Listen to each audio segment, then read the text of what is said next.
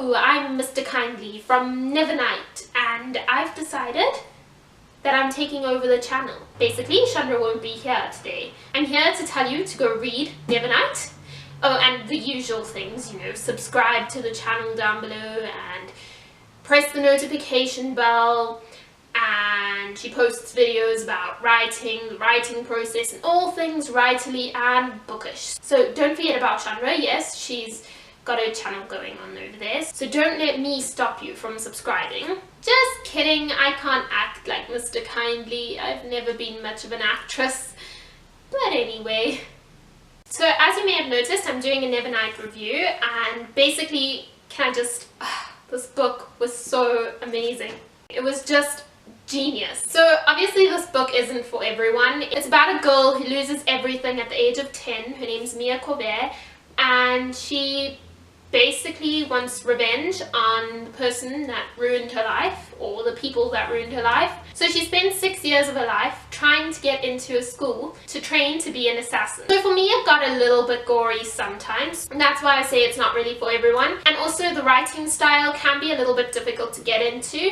In the beginning of the book, I was struggling a little bit in the first few chapters, but I'm so glad I pushed through, because once you get used to it, it's stunning. Even with the first chapter, I really feel like it had this really clever way of being written. It's two different scenes written in almost the exact same words, if that makes sense, and a flashback as well, so that was pretty cool. Along with the writing style, there were footnotes, which kind of made it a bit distracting for me, but at the same time it made the world building absolutely amazing. So I'm still wondering whether I enjoyed the footnotes or not, and they were a little bit sarcastic sometimes, which I found quite enjoyable. So sometimes it was a little bit distracting because they were too long, but it really plays into the world building. It's fantastic. The thought that went into this book, all the details and everything, it's amazing. And even, okay, this might be a tiny bit of a spoiler, so just mute me for a couple of seconds and then I'll go like this when I'm done. When Mia discovers that she can go into her shadows and travel to the other end of her shadows, Jay Kristoff put these indents in the sentences, which basically mirrored the fact that she was moving from one end of the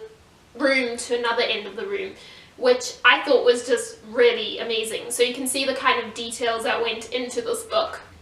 Okay, so I hope all of you are back now. And yeah, basically the world building, there wasn't a single thing that I was confused about in this entire world. It was really interesting how many details he put into this world, and it was fantastic. And I really felt like I was in this world. It was very believable and very realistic, and I feel that goes with the scenes, describing the scenes. He really described them vividly. I mean, not that I'd want to live in this world, because I mean, like I said, it's full of a bunch of assassins, so I wouldn't want to live there, but I definitely felt like I was in there. And the character development was really great. Mia Corbett, she grew really well from where she was in the beginning of the book. That was really mind-blowing. I saw a review about somebody saying that they weren't really taken back by the twists, but I only saw one twist coming because it was very obvious. He needed to put something in there so that we would know that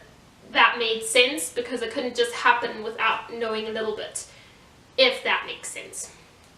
I don't want to give away spoilers. The rest of it was a really crazy twist for me.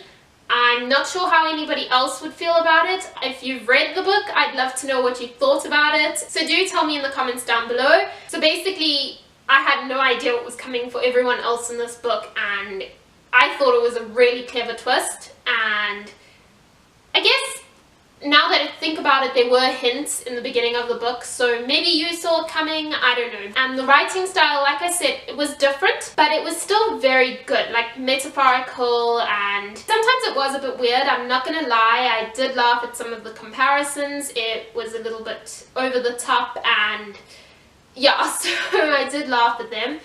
But for the most part, I think the writing style was very unique, very different, very complex, and very interesting. But I think really, if you love fantasy and you love assassins, this is definitely a book you should read. And yeah, just give it a try. push through the first chapters. Don't forget that it gets better, and in the end you'll be able to appreciate the first chapters. I think all in all it's a very good book. I gave it 5 stars on Goodreads, so I definitely think you should pick it up. And Mr. Kindly thinks you should pick it up too. Well, that's it for now. I hope you'll read Nevernight, and if you have, let me know what you thought of it in the comments down below. I hope you enjoyed this video. If you did, please give it a like, share it with your friends, and don't forget to subscribe.